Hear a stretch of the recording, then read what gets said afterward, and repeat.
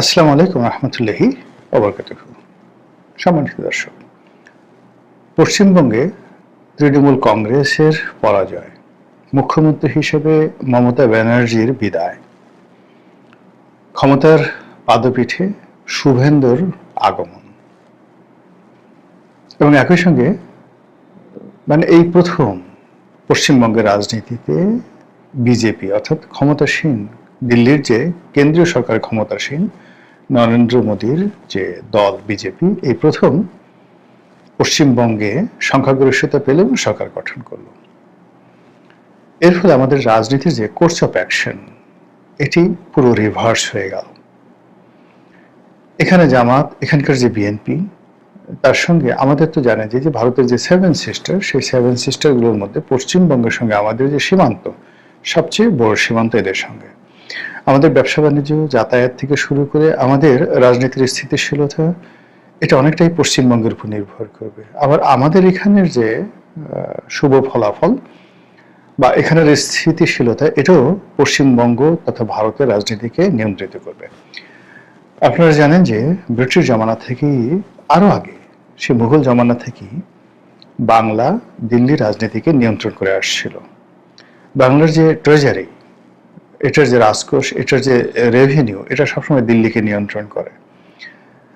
পরবর্তীতে ব্রিটিশ জামানাতে এই রেভিনিউর পাশাপাশি কলকাতা কেন্দ্রিক, বাংলা কেন্দ্রিক, ঢাকা কেন্দ্রিক বা বাঙালিদের মধ্যে যে বুদ্ধি বৃত্তিক যে চর্চা শুরু হয়, এখান থেকে যে সকল নায়ক, মহানায়ক, কবি, সাহিত্যিক, সঙ্গীতজ্ঞ যাদের জন্ম হয়, এরাই ভারতবর্ষ ডমিনেট করে।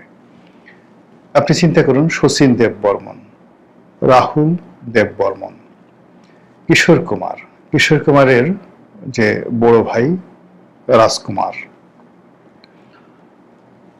এরপরে ধরুন হেমন্ত মুখার্জি, এরপর শচীন দেব বর্মন, রাহুল দেব বর্মন, এস.ডি. বর্মন এবং আর.ডি. বর্মন। ওনাদের থেকে শুরু করে চলচ্চিত্রে, সেই 50-এর দশক থেকে ভারতীয় চলচ্চিত্রে বাঙালিদের একসাথে আধিপত্য। এখন কবি সাহিত্যিকের কথা চিন্তা করেন, আপনি রবীন্দ্রনাথ, নজরুল, এরপরে আপনি যদি ধরেন বিভূতিভূষণ থেকে শুরু করে অন্য যত লোক আছে, বুদ্ধদেব বসু থেকে শুরু করে যারা যারা আছে, আপনি এইরকম যদি ভারতকে সারা দুনিয়াতে পরিচয় করে দেওয়ার মতো যদি 100 জন কবি সাহিত্যিকের কথা চিন্তা করেন, তার মধ্যে 90 জনই বাংলার।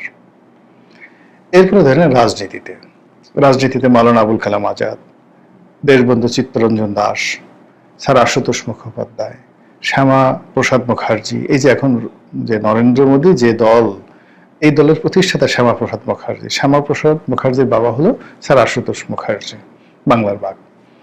শেরে বাংলা কে ফজলুল হক, হোসেন শহীদ সরওয়ার্দী, আবুল হাসিম, এরকম অসংখ্য রাজনীতি, এই যে নেতাজি সুভাষচন্দ্র বসু, তার বড় ভাই শরৎ বসু, সবাই কিন্তু কলকাতা কেন্দ্রিক। এবং কলকাতা পশ্চিমবঙ্গ এমন যে শান্তিনিকেতনে জওহরলাল নেহেরু শান্তিনিকেতনে তার মেয়েকে পড়াতেন, ইন্দিরা গান্ধী শান্তিনিকেতনের ছাত্রী।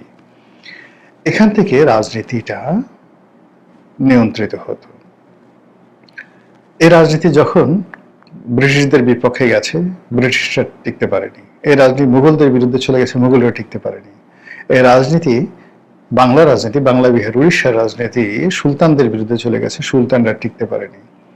সুলতানদের আগে যারা দিল্লিতে এবং গুজরাটে শাসন ক্ষমতা চালাতেন এবং যারা এই বাংলাকে নিয়ন্ত্রণ রাখতে পারতেন, তারাই লাভবান হতেন, এবং যারা নিয়ন্ত্রণ রাখতে পারতেন না, তারা লাভবান হতে পারতেন না। তো সেই দিক থেকে বিহারে, এরপর ত্রিপুরাতে এবং পশ্চিমবঙ্গে, সাবেক বাংলা বিহার উড়িষ্যাতে ভালো কিছু করার জন্য, রাজনৈতিক সফলতা লাভ করার জন্য নরেন্দ্র মোদীর পণ ছিল। এবং তার জীবনের শেষ প্রান্তে এসে তিনি এই পশ্চিমবঙ্গে জয়লাভ করেছেন, প্রচন্ডভাবে জয়লাভ করেছেন। এবং এই যে তিনি জয়লাভ করেছেন, তার যে নীতি, বাংলাদেশ নীতি, এটি এখন দিল্লির পরিবর্তে পশ্চিমবঙ্গ থেকে পরিচালিত হবে। তার এই যে নীতি পশ্চিমবঙ্গের সঙ্গে সঙ্গে ত্রিপুরা থেকে, মেঘালয় থেকে, আসাম থেকে এবং যে বিহার থেকে সমভাবে, মানে আমাদের যে সেভেন সিস্টারের যে জায়গাগুলো আছে প্রত্যেকটা জায়গাতে বিজেপি যেহেতু এখন ক্ষমতা আছে, ফলে তাদের হিন্দুত্ববাদ, তাদের আওয়ামী লীগ প্রীতি, তাদের শেখ হাসিনা প্রীতি, এটিতে নতুন জোয়ার তৈরি হয়ে যাবে। এই গেল এক। দুই নম্বর হলো পশ্চিমবঙ্গে আমরা অনেককে চিনি, কিন্তু পশ্চিমবঙ্গের শুভেন্দুকে যেভাবে চিনি বা মমতাকে যেভাবে চিনি ওইভাবে কিন্তু ভারতের অন্য কোনো রাজনীতিবিদকে চিনি না। কিন্তু শুভেন্দুর যে সমস্যা, উনি মানে বিএনপির নাম শুনতে পারেন না, জামাতকে দুই চোখে দেখতে পারেন না। মানে তিনি যদি ভারতের যাকে বলা হয় প্রধানমন্ত্রী নরেন্দ্র মোদী হতেন, এই এতটা উগ্র, এই উগ্রতার কারণে কি হলো, সে বাংলাদেশে সৈন্য পাঠিয়ে দরকার হলে জামাতের সবাইকে তারা সে ধরে নিয়ে যেত। এই যে ক্ষমতা এখনো শপথ নেয়নি, কেবলমাত্র জয়লাভ করেছে, এর মধ্যে দিদার সে তৃণমূলের লোকদেরকে পিটানো শুরু করেছে, মুসলমানদেরকে পিটানো শুরু করেছে এবং তারা বলছে যে এই মুসলমানরা আমাদেরকে ভোট দেয়নি, যদিও মুসলমানরা তাকে ভোট দিয়েছে, কিন্তু সে এখন বলছে মুসলমানরা ভোট দেয়নি, আমাকে হিন্দুরা ভোট দিয়েছে, আমি হিন্দুদের ভোটে হয়েছি। এতটা মুসলিম বিদ্বেষী।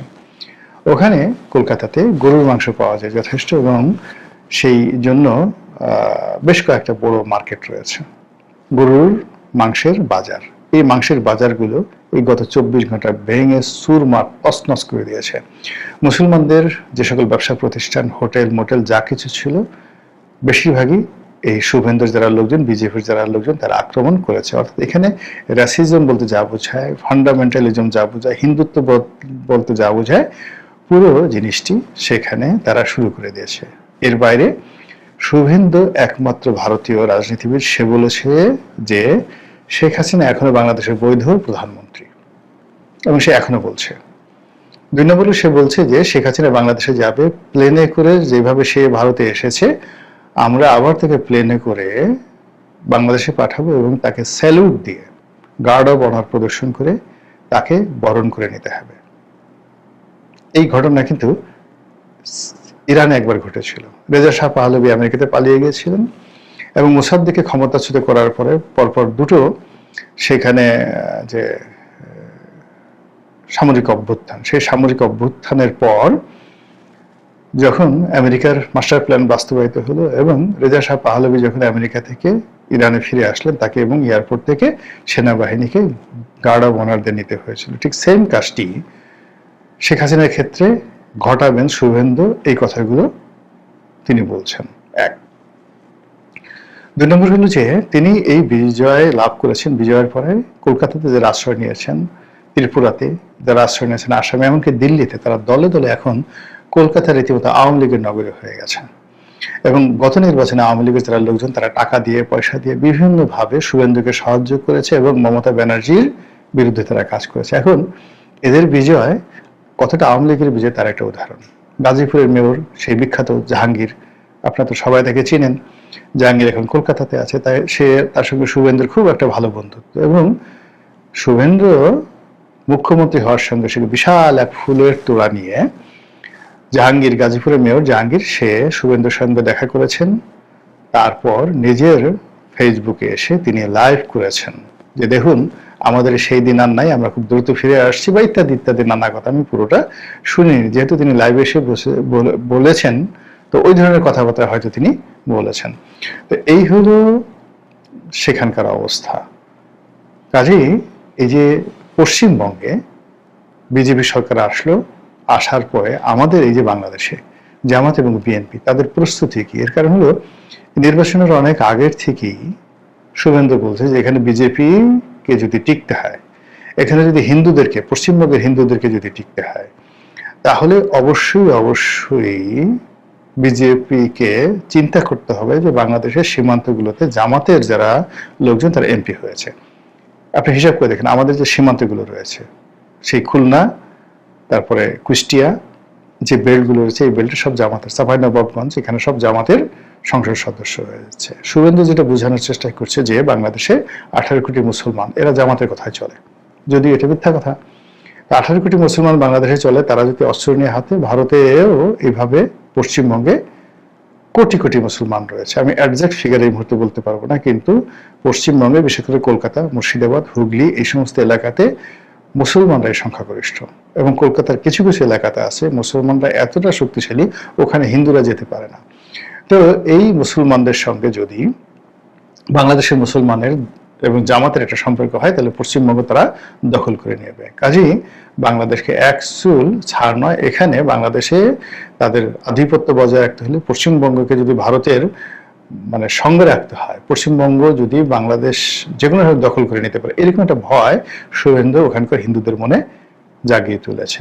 এবং তার প্রেক্ষিতে যেটাকে ইংরেজিতে বলা হয় হেট্রেড, একটা ঘৃণার যে একটা আগুন সে ছড়িয়ে দিয়েছে পুরো পশ্চিমবঙ্গে, এবং সেই আগুনের উপরে এখন সে ক্ষমতায় বসেছে। কাজেই এই যে তার যে ক্ষমতা, এই সময়টাতে এখন আপনি পশ্চিমবঙ্গে আওয়ামী লীগদের তৎপরতা দেখতে পাবেন। মানে সীমান্ত ওদের কাছে এমন হবে, সীমান্ত আসা যাওয়া, মানে ভারতীয় কর্তৃপক্ষ যেহেতু কেন্দ্রে বিজেপি আছে, প্রদেশে বিজেপি আছে, ফলে এখানে বিএসএফ থেকে শুরু করে ভারতের যারা লোকজন আছে তারা আওয়ামী লীগদের জন্য পুরো সীমান্ত ওপেন করে দিবে, পুরো সীমান্ত ওপেন করে দিবে।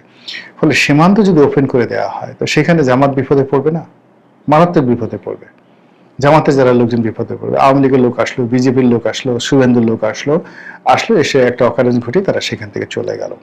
তো এগুলো মোকাবেলা করার জন্য যে রাজনৈতিক ঐক্য দরকার, যে সামরিক শক্তি দরকার, যে আমাদের বিজেপি শক্তিমত্তা দরকার, এই জিনিসগুলো এখন শিশু সরকার, মাত্র 2 মাসের সরকার, সেই 2 মাসের সরকার অর্জন করা দূরের কথা, তার ধারে কাছে যেতে পারেনি। আর অন্যদিকে ইরানের যুদ্ধ থামছে না, ইউক্রেনের যুদ্ধ থামছে না, তেলের মূল্য স্থির হচ্ছে না, ভারতের সঙ্গে কেন্দ্রীয় সরকারের সঙ্গে তারেক রহমানের কোনো সম্পর্ক হচ্ছে না, চীনের সঙ্গে তার যে সম্পর্ক সেটাও এখন পর্যন্ত